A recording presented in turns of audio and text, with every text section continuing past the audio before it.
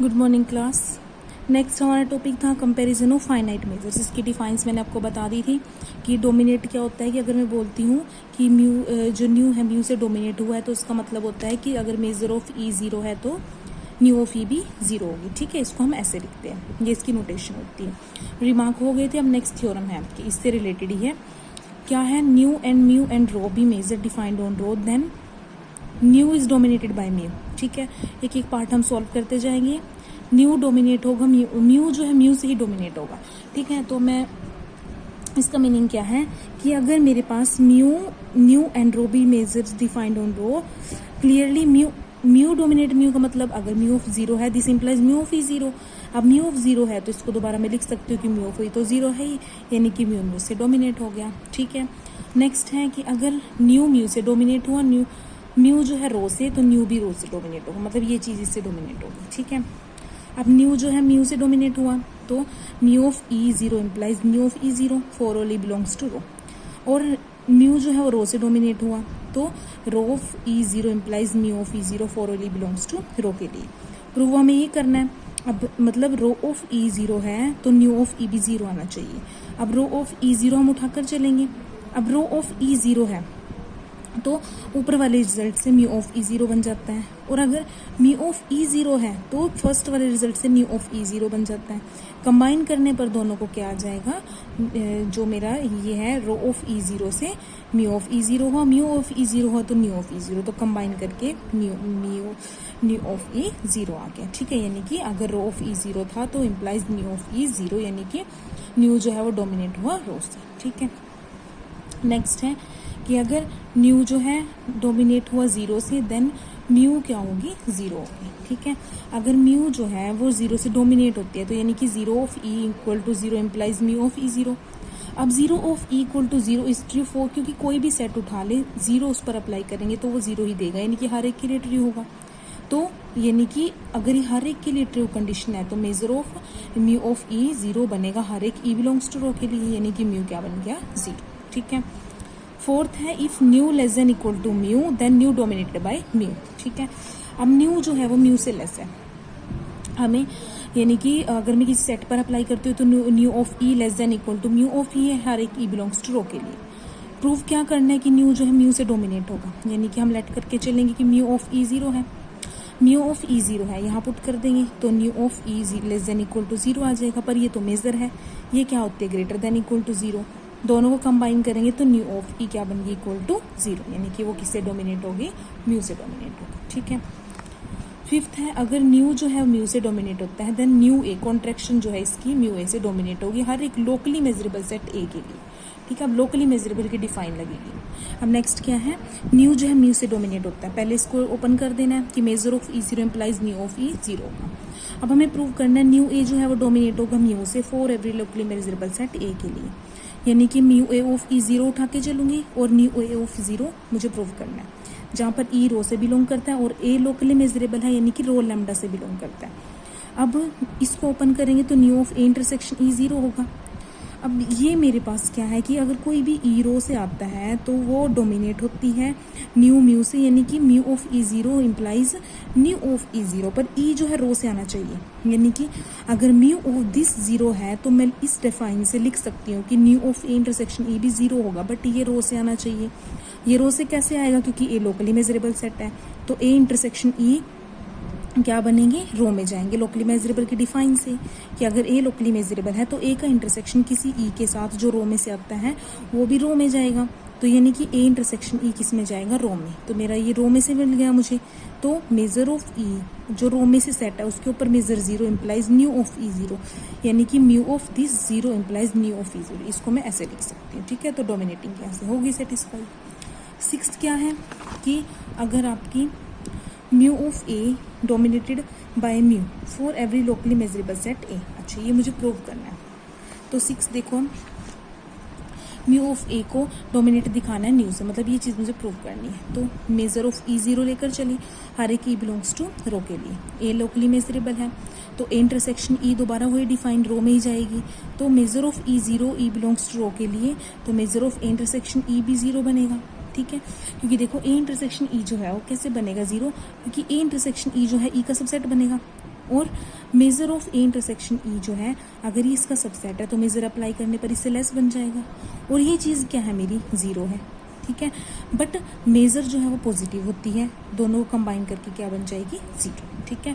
तो ये रो में गई और इस पर मेजर अप्लाई करते हैं अगर, ये इस डिफाइन से मेजर ए इंटरसेक्शन ई की 0 बनती है, यानी कि इसको मैं क्या लिख सकती हूँ, म्यू ए ऑफ ई 0 बनेगी हर एक ई बिलोंग्स टू रो के लिए। तो ये हो गई डिफाइन, ठीक है, कि mu of E 0 implies mu A of E 0, यानी कि म्यू ए डोमिनेट हुआ म्यू से।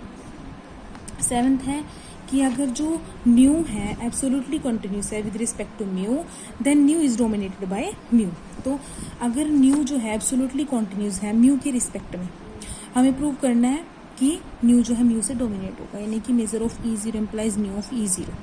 अब एब्सोल्युटली कंटिन्यूस है, उसकी डिफाइन लगाएंगे, कोई पॉजिटिव इंटीजर आएगा, डेल्टा एन पॉजिटिव आएगा such that E belongs to rho and measure of E less than equal to delta और mu of E less than equal to 1/n होगा, ठीक है।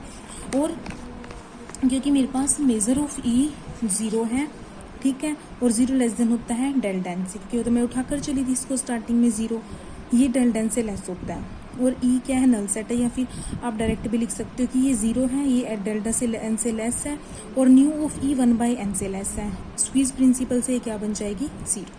तो वही हो गया कि म्यू ऑफ ई 0 उठा के चली थी और न्यू ऑफ ई 0 आ गया, यानी कि एब्सोल्युटली कंटिन्यूस अगर होता है तो भी म्यू जो है न्यू से, ये वाला जो है इससे डोमिनेट होता है। 8th पार्ट है if nu is a finite. 8th part आपका कि अगर न्यू जो है वो क्या है, फाइनाइट मेजर है, then nu is dominated by mu if and only if nu is absolutely continuous with respect to mu. क्यों फाइनाइट है वो डोमिनेट कब होगी, अगर वो एब्सोल्युटली कंटिन्यूस है। तो इसमें देखो हम क्या है, म्यू फाइनाइट मेजर है। फर्स्ट पार्ट तो एब्सोल्युटली कंटिन्यूस उठाकर चले, ये डोमिनेटिंग कंडीशन यही वाला पार्ट आ जाएगा जो ऊपर किया था। कन्वर्सली में अगर ये से डोमिनेट होती है तो हम प्रूव करेंगे एब्सोल्युटली कंटिन्यूस। अब सपोज करो इफ पॉसिबल न्यू इज की एब्सोल्युटली कंटिन्यूस नहीं है, यानी कि एक एप्सिलॉन आएगा, एक ई एन आएगा, मेजरेबल सेट्स का सेट सीक्वेंस, ठीक है, such that measure of E N 1/2n से लेस होगी, बट ये ग्रेटर देन एप्सिलॉन होगा, लेस देन नहीं। नाउ हमने डिफाइन किया ई को limit supremum, therefore Arzela Young theorem से कि अगर मेजर ऑफ ई एन जो है वो ग्रेटर है एप्सिलॉन से, तो इसकी लिमिट सुप्रीमम की भी greater than equal to epsilon ही होगी, यानी कि मेजर ऑफ ई भी greater than equal to epsilon होगी। फिर हमने क्या किया, एफ एन एक यूनियन उठाई इन सारे ई के greater than equal to n. अब एफ एन कैसी बनेगी, डिक्रीजिंग, क्योंकि एफ एन उठाऊंगी तो यहाँ पर क्या आ जाएगा, f e n plus 1, e n plus 2 and so on. N plus 1 उठाऊंगी तो एन प्लस 1 से स्टार्ट हो जाएंगे, यानी कि डिक्रीज हो रहे हैं, यहाँ एन से थे, यहाँ एन प्लस 1 से थे, तो एक एक टर्म कम हो गई है, तो डिक्रीजिंग होगी। अब किसको डिक्रीज करती है, इसका इंटरसेक्शन उठाया, यानी कि इंटरसेक्शन ऑफ दिस, ये क्या होता है, लिमिट सुप्रीमम, यानी कि यानी कि ई को डिक्रीज करेगी, और ई ये था मेरे पास, तो ई जो है इंटरसेक्शन है इन सारे एफ एन का, ठीक है। नाउ ई जो है वो इन सारे एफ एन का इंटरसेक्शन बनेगा, और ई जो है वो किस में कंटेन होगा, ठीक है। अब ये इंटरसेक्शन, ये भी ध्यान रखना इंटरसेक्शन कैसे बना, क्योंकि डिक्रीज हो रहा था इस पे, एफ एन जो थी मेरी वो ई पे डिक्रीज हो रही थी, इसका मतलब ई जो है वो किसके इक्वल है, मेरा इस सब के इंटरसेक्शन के, और वो इंटरसेक्शन में कंटेन होती है, तो मेजर अप्लाई करने पर लेस देन आ जाएगा। यहाँ एफ एन की वैल्यू पुट करेंगे, ये यूनियन वाली टर्म, ठीक है। अब काउंटेबली सबएडिटिव से मेजर की less than equal to summation of measure of E के बन जाएगा, यानी कि measure of E less than equal to summation of measure of E के किससे लेस थी, 1/2 पावर एन से था ना। देखो ये मेजर ऑफ ई एन जो है किससे लेस था, हमने पीछे अभी किया, ये मेजर ऑफ ई एन जो है वो लेस देन 1/2 पावर एन है, तो ई के की मेजर किससे लेस हो जाएगी, 1/2 पावर के से, ठीक है। इसको ओपन कर दो, जीपी सीरीज बनेगी, जीपी सीरीज ओपन करके आ जाएगा, फिर स्क्वीज प्रिंसिपल लगाएंगे तो मेजर ऑफ ई 0 आ जाएगी, यानी but nu dominated by mu, ठीक है, and therefore measure of E equal to 0 implies nu of E 0 की, बट हमारा तो हमारे पास तो डोमिनेटिंग की कंडीशन है, हमें तो एब्सोल्युटली कंटिन्यूस दिखाना था, यानी कि अगर मेजर ऑफ ई 0 है तो this implies nu of E भी 0 होगा, ठीक है। बट न्यू ऑफ ई 0 हुआ तो इसका मतलब न्यू ऑफ ई जो है वो greater than equal to epsilon है, एप्सिलॉन तो पॉजिटिव है, ग्रेटर देन 0 है, तो कॉन्ट्रडिक्शन होगी इसके लिए। हम तो ये लेट करके चले थे, हमारा रिजल्ट आया ये, यानी कि रॉन्ग था हमारा, यानी कि वो एब्सोल्युटली कंटिन्यूस बनेगा, ठीक है। लास्ट है 9th पार्ट जो है, if f belongs to l dash mu and f greater than equal to 0 almost everywhere over mu, then mu f जो है डोमिनेट होगा म्यू से। ठीक है, तो अब मेरा क्या है कि एफ जो है एल डैश म्यू से बिलोंग करता है, f greater than equal to 0 almost everywhere over mu. अब हमें प्रूव करनी है कंडीशन। अब एफ जो है इंटीग्रेबल है with respect to mu.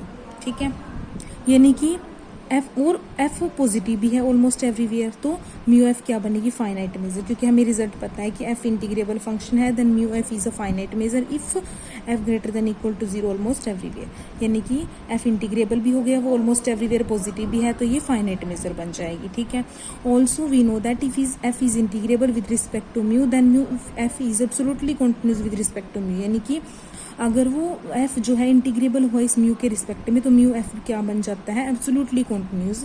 Therefore using this result we have कि म्यू एफ जो मेरा है एफ इंटीग्रेबल भी है, तो म्यू एफ क्या बन जाएगा, absolutely continuous with respect to mu. ठीक है, और अगर वो एब्सोल्युटली कॉन्टिन्यूस बन जाता है तो 7th पार्ट से क्या बन जाएगा, म्यू एफ जो है कि म्यू एफ जो एब्सोल्युटली कॉन्टिन्यूस अगर होता है म्यू के रिस्पेक्ट में, तो वो जो है किससे डोमिनेट हो जाता है, इससे डोमिनेट हो जाता है। 7th पार्ट में हमने अभी किया है। ठीक है, तो यहाँ तक थी आपकी ये थ्योरम। नेक्स्ट थ्योरम है सपोज, तो यहाँ तक होगी कंप्लीट। उसके बाद नेक्स्ट थ्योरम है, जो नेक्स्ट थ्योरम नेक्स्ट लेक्चर में करेंगे। ओके।